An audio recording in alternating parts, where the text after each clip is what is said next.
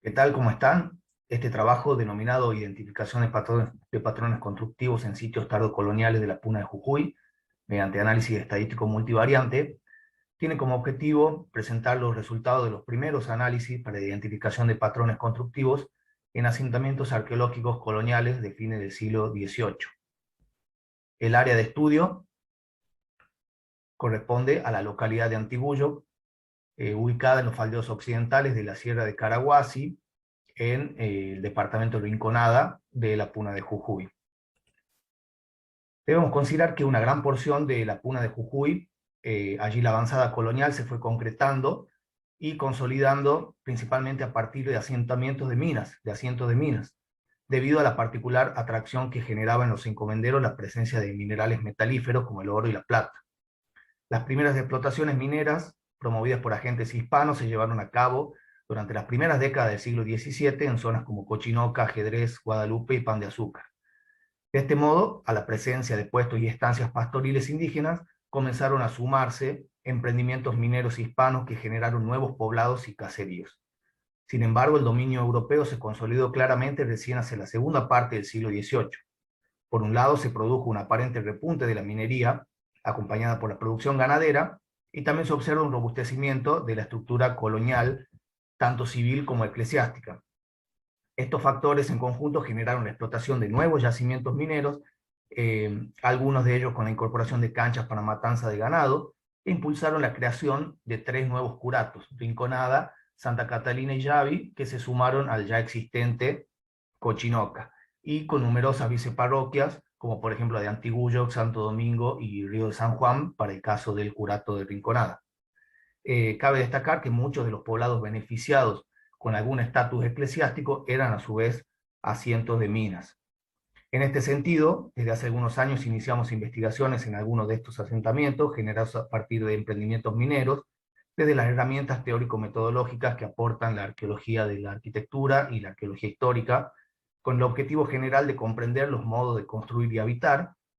y al cual estamos incorporando en este caso el objetivo particular de identificar patrones constructivos del hábitat colonial. Para esta fase exploratoria tomamos como caso, eh, con los análisis estadísticos multivariantes, tomamos como caso de estudio uno de los sitios que se encuentra bajo análisis, que es Quebrada del Maray 4,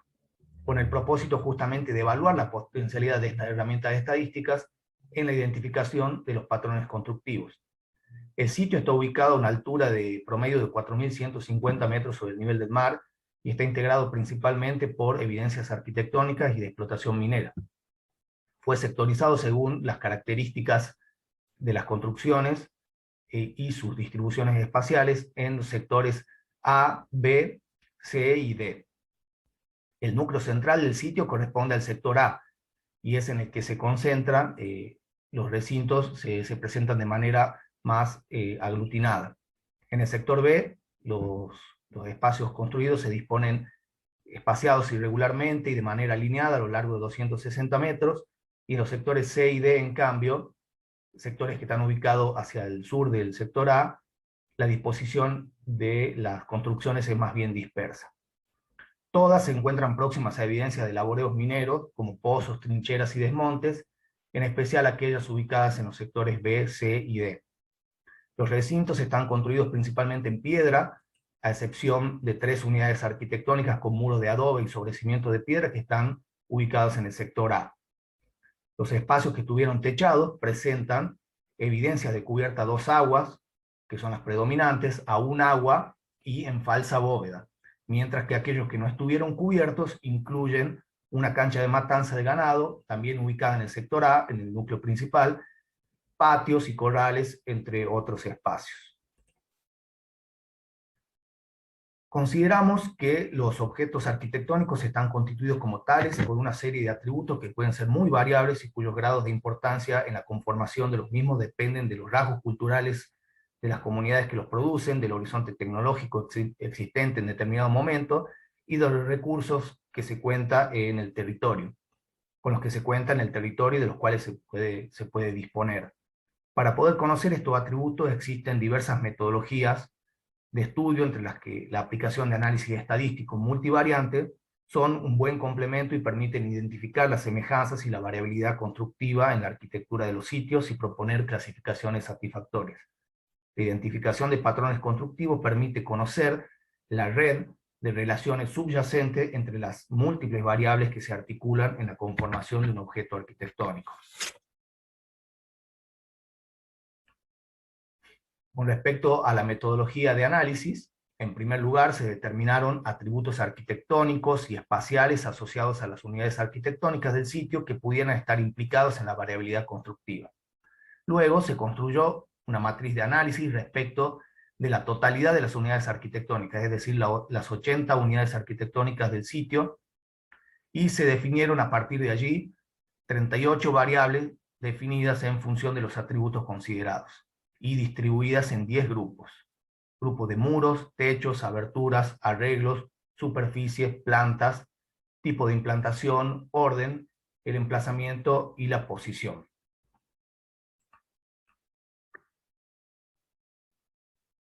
Los datos se procesaron mediante análisis de componentes principales y análisis de factores múltiples del software estadístico R y el paquete FactoMiner.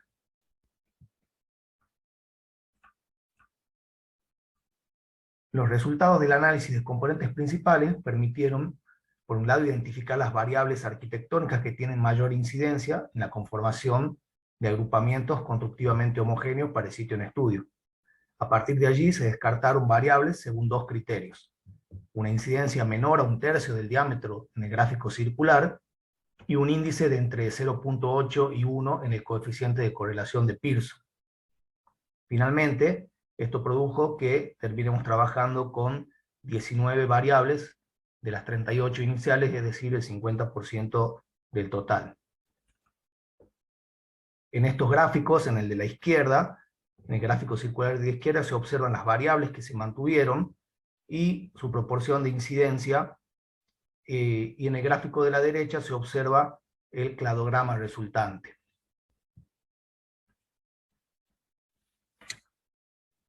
Para llevar a cabo el análisis de factores múltiples, las 19 variables se distribuyeron en 5 grupos: muros, techos, aberturas, rasgos y plantas. A partir de allí, se determinaron los patrones constructivos a partir de su conglomeración, y luego se representó la distribución de dichas agrupaciones mediante coloreado en la planta de los sectores. Se pudo determinar que los casos individuales se ordenan en el eje horizontal, principalmente de acuerdo con variables de los grupos muros y techos, y en el eje vertical de acuerdo a la superficie total. En este gráfico se puede observar los grupos de variables y su incidencia y su distribución.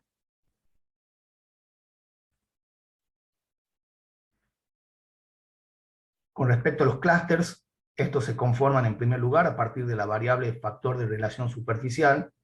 es decir, aquella variable que distingue los espacios techados y no techados. Luego interviene la variable superficie total y aquellas contenidas en el grupo muros, principalmente los componentes constructivos, la altura y el tipo de aparejo. De esta manera se conformaron 3 agrupamientos que tienen que ver con espacios techados, espacios no techados,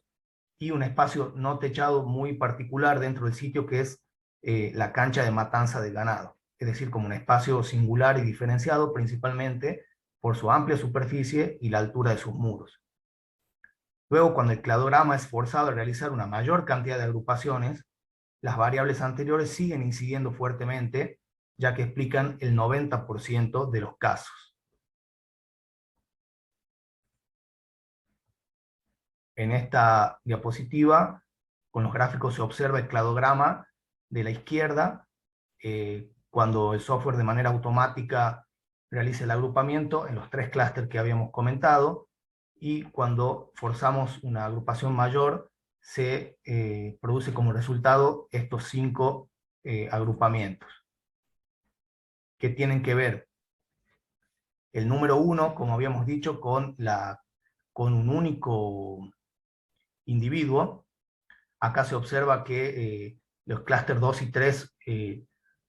reúnen el 90% de los casos, los 72 casos que habíamos nombrado, y el clúster 1 corresponde a la cancha de matanza de ganado, un espacio de superficie muy amplia para lo que son el resto de los recintos, y muros que llegan hasta casi 3 metros de altura. Luego el clúster 2 tiene que ver con unidades arquitectónicas simples, es decir, con un único recinto, todos construidos en piedra, y agrupa unidades arquitectónicas que no estuvieron techadas y también las que fueron clasificadas como indeterminadas porque no se pudo saber con certeza si estaban cubiertas o no. Luego el clúster número 3 incluye las unidades arquitectónicas todas que estuvieron techadas, elaboradas con muros de piedra y argamasa, unidades arquitectónicas simples y compuestas. El clúster número 4 es similar al clúster número 3, pero con recintos que tienen superficies más amplias, muros con mayores alturas y en algunos casos la presencia de ventanas. En cambio, en el clúster número 5, también, al igual que los dos anteriores, incluye todas unidades arquitectónicas que estuvieron cubiertas, pero en este caso incluye a las unidades arquitectónicas de adobe que comentábamos al comienzo de la exposición, y incluye unidades arquitectónicas compuestas que tienen comunicación interna. En este gráfico se ven las plantas de todo el sitio, a la izquierda los sectores A y B, a la derecha los sectores C y D. Se observa cómo los clústeres 2 y 3 son los que predominan en todo el sitio, y se observa con claridad en el sector A, el núcleo constructivo principal, donde se reúnen, ahí están condensadas toda la variabilidad y se observan todos los clústeres constructivos.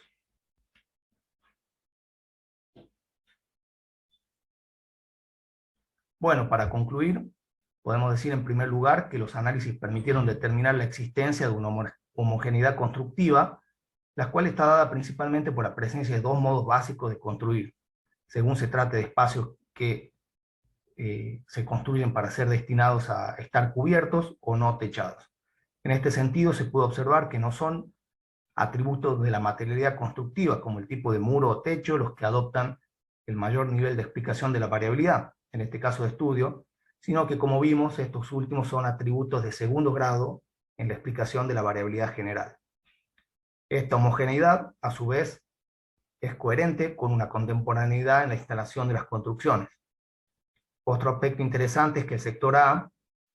que estábamos comentando recién, el sector identificado por nosotros como el espacio central del sitio, lo que constituía el casco de la estancia y la vivienda del propietario español, condensa toda la variabilidad, lo cual es lógico si consideramos las necesidades funcionales de dicho espacio y la posesión de los recursos por parte del propietario, de los recursos necesarios para resolverlas desde la arquitectura.